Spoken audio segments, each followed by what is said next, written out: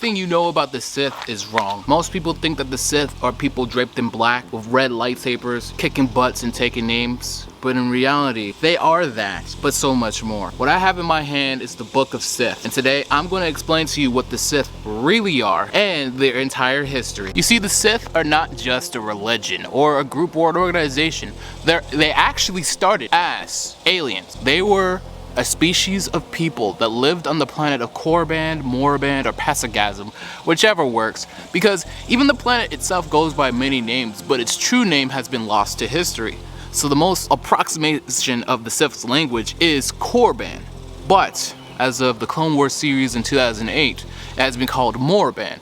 Either way, the Sith's homeworld is basically the starting point of Sith culture. The thing that people don't know is that the Sith are a constant in the Star Wars universe. They can never go away because they actually predate the Galactic Republic by millions of years. In fact, one thing that people don't often know about is that the Sith actually get their powers from an eldritch god called Typho Gem.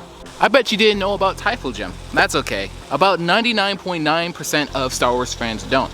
That's why I'm here. Typho Gem is the left-handed god. He has made appearances in Star Wars comics since the 1970s. Luke Skywalker has had run-ins with him, seen, statues of him and stuff like that.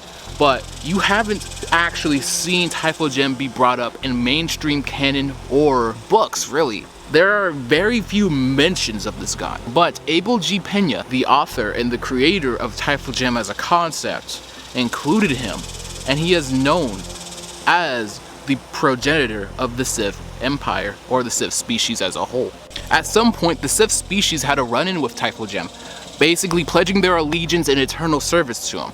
So as a result, Typho Gem would give them powers in order to enact his will upon the galaxy. So, what does that mean? That means that Typho Gem was essentially the Morgoth, or the Sauron, to the Sith being his orcs. As a result, that's the reason why Kreia says that many Sith of the period of Knights of the Old Republic 2s were weaker than the Sith that came before. And that's even further true during the time of Darth Bane, when he was part of the Brotherhood of Darkness.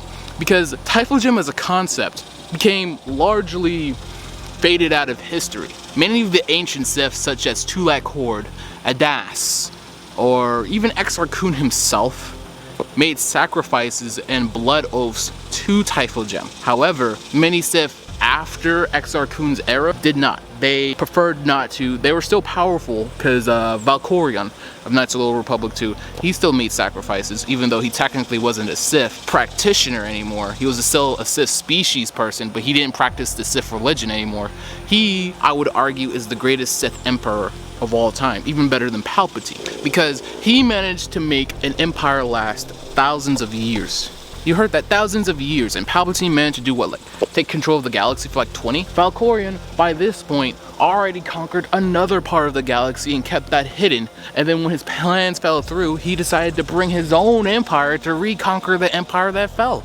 Now, in order to properly educate you on Sith etiquette and Sith history and Sith archaeology, I have compiled an entire history of the Sith order and species. So with the first point, somewhere between 5 million BBY, which is Battle Before Yavin, to 2000 BBY, the Sith began in service to Typho Gem sometime in the pre-Republic era. And then in 2000 BBY, the construction of the Valley of Golg on Korriban.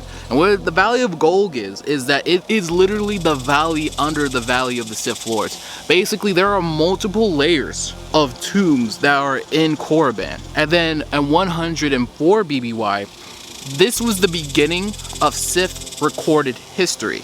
And then prior to 38,000 BBY, a Sith library temple was constructed on Krasis II, and linguistic influences are Arcania and so forth. There are so many anomalous Sith references scattered across the galaxy beyond their home of Korriban.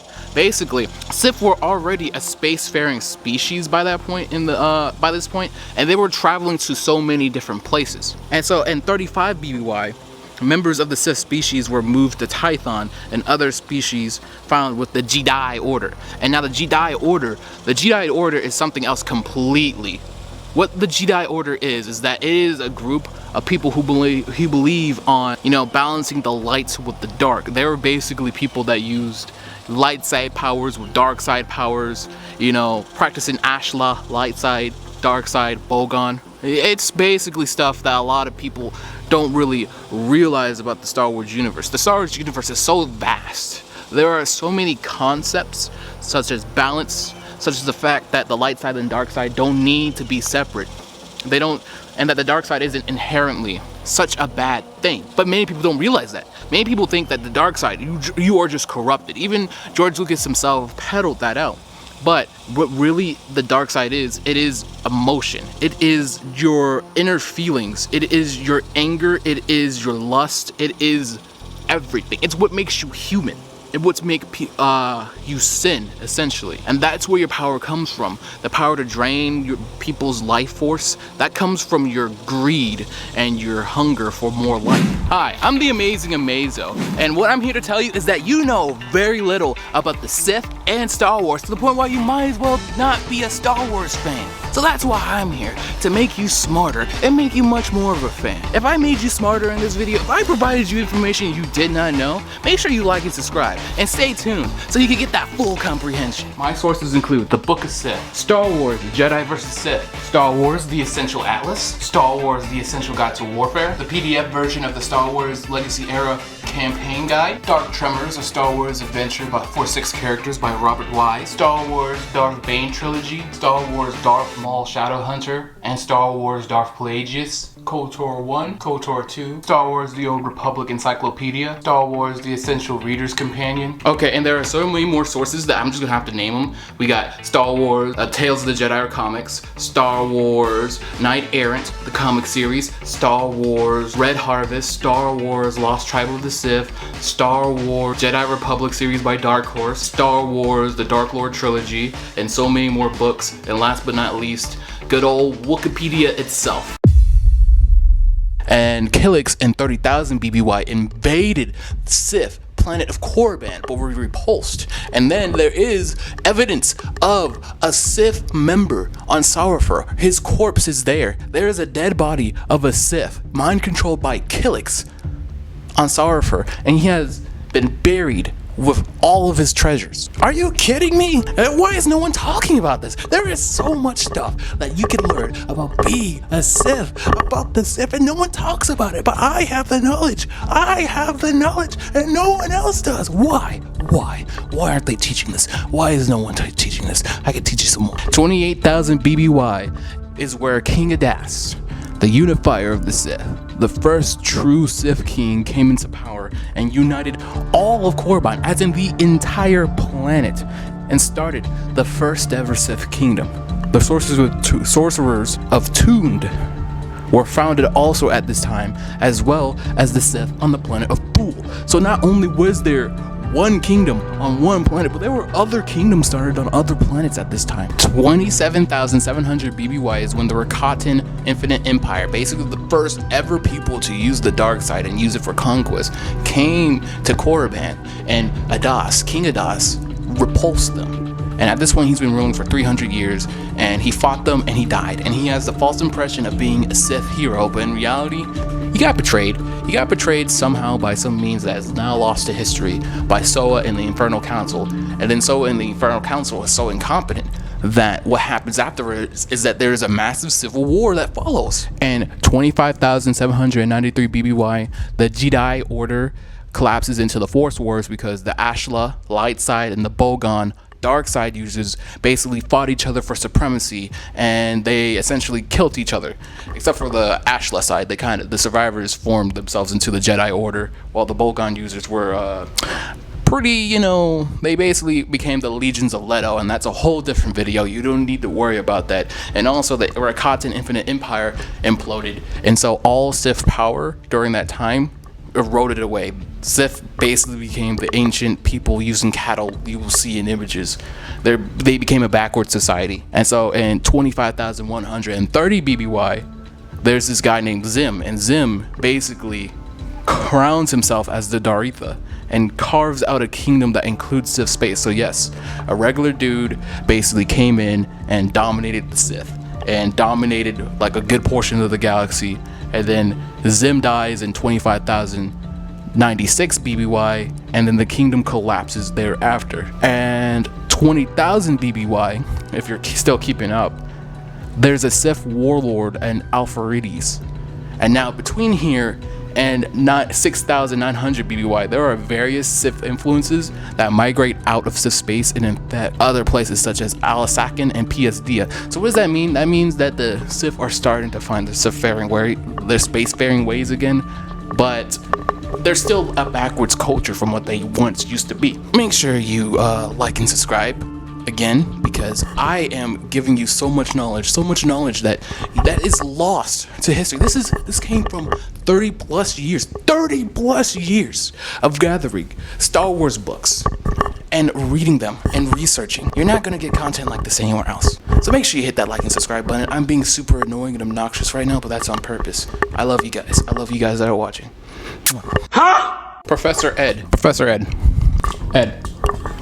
Did you know, sir, did you know that in 15,000 BBY that the first Sith attacks were documented? What's your response to that statement? Don't smell it. Speak, Ed. Ed, you're ruining my video. Speak. He thinks I'm crazy, folks. He thinks I'm crazy. Professor Ed thinks I'm crazy because I'm doing this video, and I have to say, I agree. I don't even know what the point of all this is. All this stuff is it's not canon. So what's even the point of this video?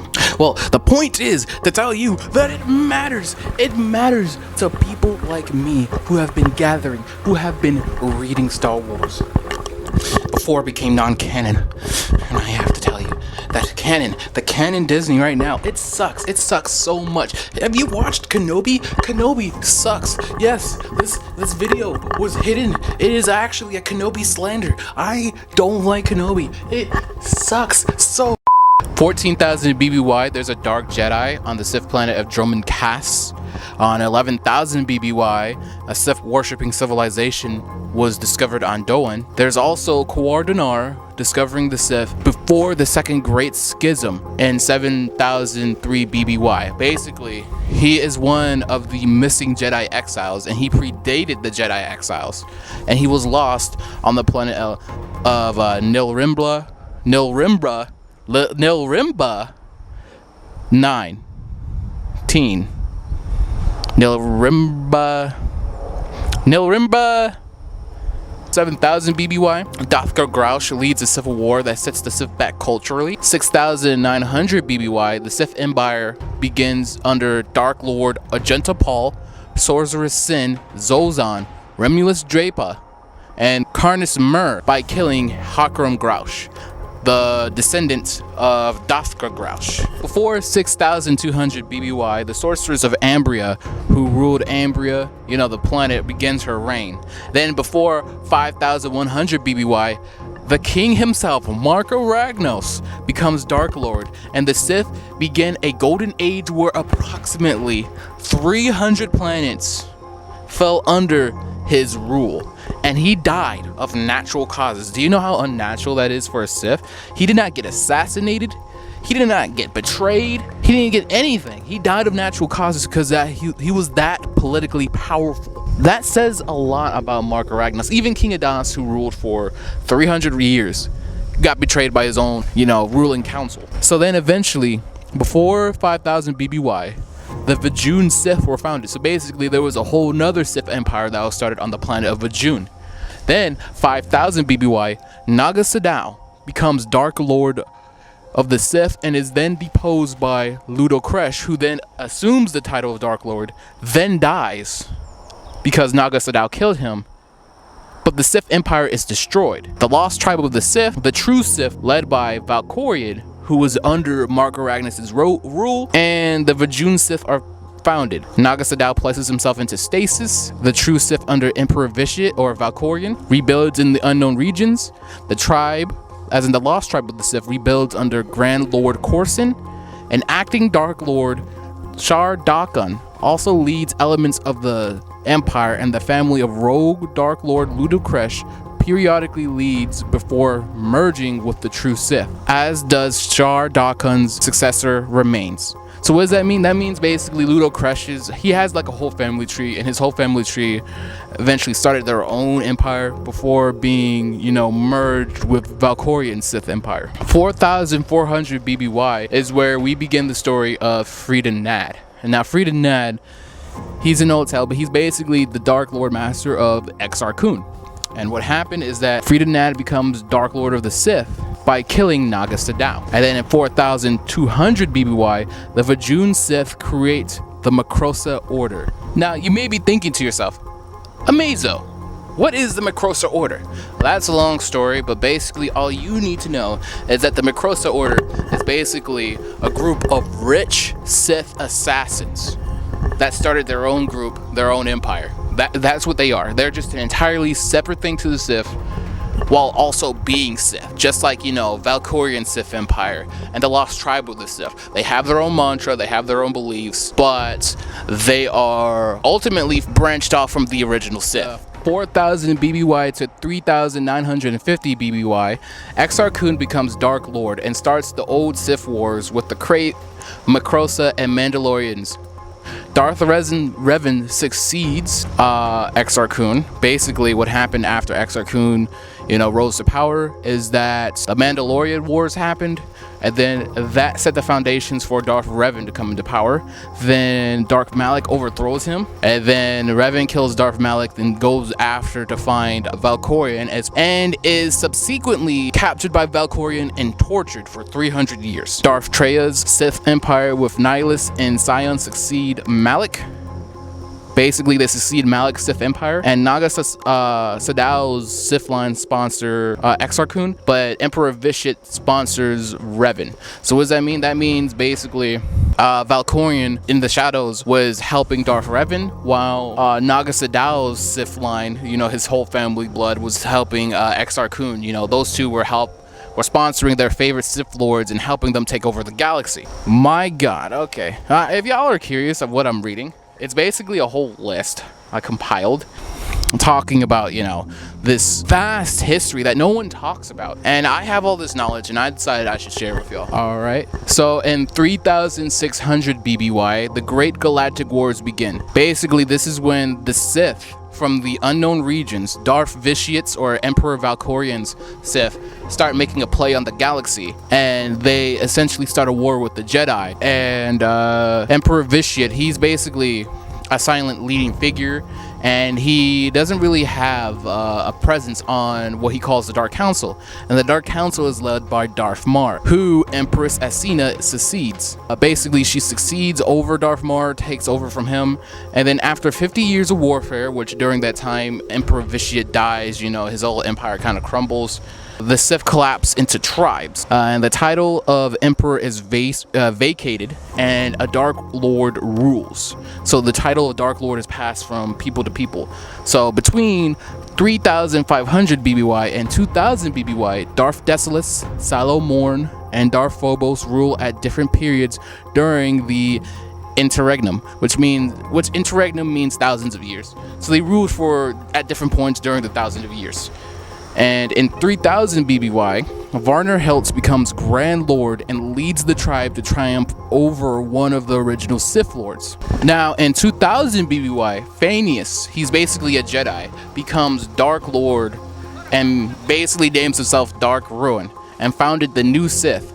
The reign of Darth Ruin ended prematurely due to the instigation of backstabbing of his apprentices, because his Dark Lord teaching was all about being selfish. It wasn't about the dark side creed. It was about, I want this power, I'm gonna take this power, and I will do anything to get it. So nobody really respected the order. They only respected that person's power until they found a way to take it from them, which sounds like basic Sith philosophy, but it really isn't. This is a whole new philosophy that is kind of only instigated by Darth Ruin, which kind of makes the Sith more treacherous. in a way. They were already treacherous before. This time they're overthrowing people left and right, like you're about to see. It set a precedent that would plague his successors for many centuries. Nonetheless, the new Sith had emerged into a bloody age of galactic expansion, eventually giving rise to a new leader, the shadowy Dark Underlord and his marauding Black Knights. Even with the Dark Underlord's defeat by the Jedi, the Sith crusades persisted, further expanding their territory and power base. And they are succeeded by Darth Revan, who basically Darth Revan, R-I-V-A-N, is a fanboy of Darth Revan, but misspelled his name like the idiot he is, and proceeds to call him Darth Revan. And then after Darth Revan is Belia Darzu. 1500 BBY, the Galactic Republic defeated the Sith incursion at Corfelian King's Gwalkek at Gap 9. 1466 BBY, the Battle of Mirza was one of the most crushing of Sith victories in the Sith Wars. Basically, the Sith destroyed the Republic during that battle, and it was so bad that so many Jedi defected because they have essentially lost faith in their order. The Sith forces were led by scores of Sith Lords, each riding a speeder named after an animal that personified the Lord, such as Hissis. There was a Darth Hissis, there was a Darth Nagak, and there's a Darth Sleep. During a Jedi retreat, a Sith sniper shot the Jedi coordinator who was using battle meditation, turning the retreat into a full-scale slaughter. Felix later wrote a poem on the battle. The defeat at Mirza for the Republic led to loss of control for much of the Outer Rim territories, and some believe that central control never returned. And in 1230 BBY, Belia Darzu is killed by the Macrosa Order. We don't know why, but she was killed. She was assassinated by them. She is succeeded by Lord Velia and their descendants. And this goes on all the way to 1010 BBY, which causes the Galactic Republic to temporarily collapse. The Sith ranks devolved into a period of discord and treachery, plunging their empire into a civil war. And throughout this entire Republic Dark Age, a number of Sith warlords took control of their own independent dominions, continuing their violent conquests against the Republic, the Jedi, and each other. The fragmented new Sith remnants endured a phase of perpetual turmoil for some time, although still collectively dominating the galaxy's outer rim. In 1010 BBY, something special happens. One of the most influential Dark Lords comes into play. The Brotherhood of Darkness is formed under Dark Lord Khan, who unites the fractured Sith Empire into one cohesive faction under the mantra of all Sith are equal, along with Lord Kiordis, Lord Kasim, and Lord Kopes. So, this, as you know, is a blatant fly in the face of what a lot of the Sith beforehand believed in. They believed that they were all serving under one supreme ruler who was stronger than them all combined, and that they would serve him. Instead, Lord Khan perpetuated this idea of equality, which in 1000 BBY, Darth Bane takes control of the Sith and kills off the rest of the Brotherhood of Darkness, as he believed that the notion of equality and that everyone should have the same power bred nothing but complacency and weakness. So now he instigated his own mantra, the Rule of Two. Now, I personally believe that the Rule of Two is a flawed system made by a flawed man who is inherently introverted and did not want to lead a lot of people.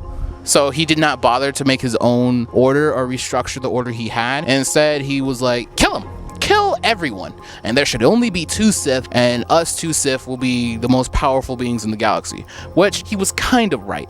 Kind of. So then in 980 BBY, Darth Zana succeeds Darth Bane by basically killing him, and trains her own apprentice, Darth Cognis. And then sometime after 980 BBY, it's not understood where this happens in the timeline, Darth Millennial, the apprentice of Darth Cognis, leads a schism and founds the Prophets of the Dark Side. So the Prophets of the Dark Side, they're essentially a group worshiping the dark side, and they're basically, you know, as the name entails, prophets who could see into the future.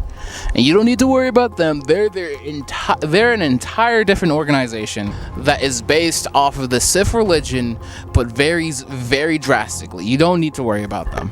Now we get into pure 100% speculation. This is not proven anywhere at any time. but it's what I personally believe happened during this time period. Darth Vectivus becomes Dark Lord after killing his master and lives a life of peace and happiness. Everyone he's ever met was like, oh my god, Vectivus is so cool. He's such a good guy. He's basically like the Lex Luthor of the Star Wars timeline. People believe he's such a good guy that even his own apprentice doesn't kill him. And I believe his own apprentice was Darth Gravid, because Darth Gravid mistook the facade of Vectivus to actually a defecting belief. So Gravid and his eternal wisdom decides, hey, you know, this stuff doesn't have to be about betraying or killing one another or domination.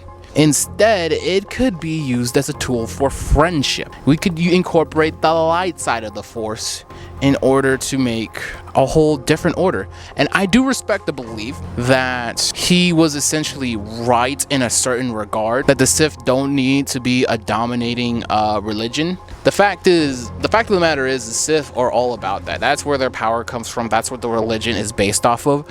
So I feel like he could have merged his own religion or went off to a different splinter faction instead of doing what he did. But instead he decided, I'm going to destroy all of Sith knowledge that we have stored up from all the previous rule of 2 Sith, and I'm going to destroy it because it doesn't align with what I believe. And this is why people say that he went insane, but I believe he didn't go insane. I believe that he found something, but realized that certain ideas from the Sith, like a majority of it, just did not align with his ideas, and he decided to start a new order from scratch within the rule of 2. This did not go well with his own apprentice, Darth Jean, a Twi'lek, and she decided to basically, you know, end him. She fought him in his fortress and killed him. And she recovered what was salvageable, but it was such minute amounts of information that a lot of techniques are basically lost to history. A lot of Sith sites, a lot of ancient Sith sites, they're lost. They can never be found. And I believe it's truly at this point that the concept of Typho Gem was gone forever. Because even in Darth Bane's time, he found references to Typho Gem, but they were scarce and in between. But here, there's just none. No one brings up Typho Gem ever again. So this all happened in 552 BBY. You know, Darth Gravid whole thing. That's confirmed. Sometime after 552 BBY, Darth Guile becomes a Sith Lord. Then after him, Darth Ramage becomes Sith Lord. We don't know who those two are, we just know their names. And then 167 BBY, Darth Tenebrous kills his unidentified Twi'lek master and becomes Dark Lord, and goes on to train Darth Venemus and Darth Pelagius. In 67 BBY, Darth Pelagius kills his master and eventually Venemus. 65 or 66 BBY, we're not sure, but it happens around this time frame. Darth Pelagius trains his own apprentice in Palpatine, Darth Sidious. So yeah, we are encroaching finally on pre-Clone Wars to Clone Wars timeline, baby. Now, nothing interesting happens until 51 BBY, where Darth Sidious takes a child from Mother Talzin and trains them. This child is Darth Maul.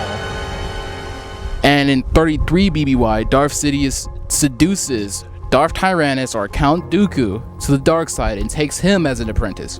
Palpatine had another secret apprentice from sometime before 32 BBY through the Galactic Civil War Dark Lord game, Dark Tremors, basically. And all we know is that she was a female and her name was Alkin Naret, who took residence in the ancient Sith Tower on the planet Rimmick, and then she dies. We don't know how she dies, but we do know that she does die. We assume that she was probably planted an effect from Palpatine, and then she was killed for her trouble. And then 32 to 20 BBY, Sidious kills Darth Pelagius. Simultaneous to that, Darth Maul is cut in half and lost. Sidious basically goes on a hunt to find new apprentices, see who else is worthy. He trains a bird lady named Vergir, who becomes important way later on. Basically names Tyrannus as his true apprentice while keeping an eye on the chosen one, Anakin Skywalker himself. During this time, Tyrannus trains Asajj Ventress, Savage Opress, and Quinlan Voss as secret apprentices,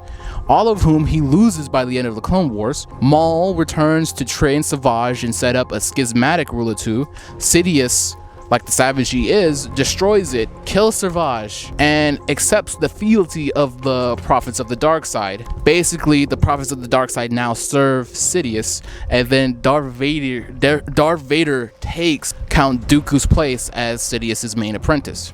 Now, in 19 BBY, following Revenge of the Sith, Vader trains many secret apprentices, and Sidious seeks a replacement for him because Darth Vader is no longer the all-powerful god that he used to be, thanks to, you know, being cut down. But at the same time, if we're going by canon rules, which we kind of weren't, but I want to discuss this because it's an interesting point. See, guys, I don't hate canon entirely. I think there are some good points. I just think that Disney just took the soul and spirit out of Star Wars. But there are some good things, which is that Darth Vader is actually hinted at or stated to be more powerful in the suit than he ever was in flesh, which I believe comes down mainly to that his connection to the dark side, because of all the traumatic stuff that happened to him, made him much stronger. While in Legends, because he lost so many of his natural limbs and flesh, he lost a lot of his power. So whichever one you want to believe in, I don't really care. I'm just here to express my love for the Sith timeline. You know, there you go. Continuing in 2 BBY, the secret apprentice Star Killer is killed, and a subsequent clone is redeemed. Another takes up the mantle of the secret apprentice, and then Darth Vader moves to train Tau. You don't need to worry who Tau is. 0 ABY, Vader kills all of Dr. Cyclo's creations, and these were basically secret apprentices Darth Sidious was like planning to replace Darth Vader with. And Tau is killed by an apprentice of Dark Jedi Arden Lin. And 3 ABY, Darth Sidious and Vader jockey around Luke Skywalker as a new Sith. Vader considers Lumaya or Flint as his new secret apprentice. And then in 4 ABY, Sidious and Vader die at Endor. Lumaya becomes master to Flint only for him to be redeemed. And Lumaya takes Karnar Jax as her apprentice. They kill off, and then from there they fully kill off the prophets of the dark side. So that's the end of the prophets of the dark side's religion. They're all dead now. So now at 10 ABY, Lumaya and Karnar Jax cooperate with other Imperials to bring down Sidious's clones, but Emperor Karnar Jax is killed before he could turn on Lumaya, and she goes into hiding. 25 ABY, Vergir trains Darth Krayt and basically makes him into a Dark Lord, and Darth Krayt founds the one Sith. But it's also important to note that he did not start it all by himself, as that would cause problems. Instead, the formation of the one Sith is attributed to a Sith worshipping cult that was on Korriban at the time that Darth Krayt founds, and then from there, that's how the organization spreads and how people such as Lomi Plo and Welk could be Sith before Krayt plausibly trains them as such. Bull becomes Grand Lord at this time. Lumaya and Vergir cooperate to corrupt Jacen Solo and Tahiri Viela. 40 ABY, Lumaya completes the corruption of Jacen as Darth Kaitis, who takes Tahiri as his secret apprentice before he is killed and she is redeemed. The Lost Tribe emerges from hiding. Krayt becomes the sole Dark Lord beside a Grand Lord leading the tribe. And 44 ABY, the tribe is decapitated by the monstrosities Abeloth and the Jedi at the same time, which is where the remnants are inevitably absorbed into the one Sith. Darth Krayt resumes the title of Emperor of a Sith Empire for the first time in 120 years in 130 ABY, and 138 ABY, Krayt is killed, replaced by Darth Nil as Dark Lord only, and the Empire falls. So basically all the other one Sith that are led by Darth Nil retreat into the shadows. No one knows where they are. And 139 ABY, Darth Red restarts the Ruler 2 and arranges the destruction of the one Sith and is killed before he can fully corrupt the Imperial Knight he had selected as his successor. So that is the end as the current Sith timeline as we know it. If I blew your mind, any of this information, any at all, make sure you go ahead and smash that like button, hit subscribe, and turn on that noti bell, and be notified for all of my comic book or my vlogs or anything like that, because I'm the Amazing Amazo, and I am here to make sure true history, the true history of like comic books and stuff like that, that doesn't go to waste. I also want to make sure we have fun and, you know, basically be nerd out and geek out as much as we want. Indulge me for a second as I show you my true power. If you made it to this part of the video, go ahead and comment. Yeah!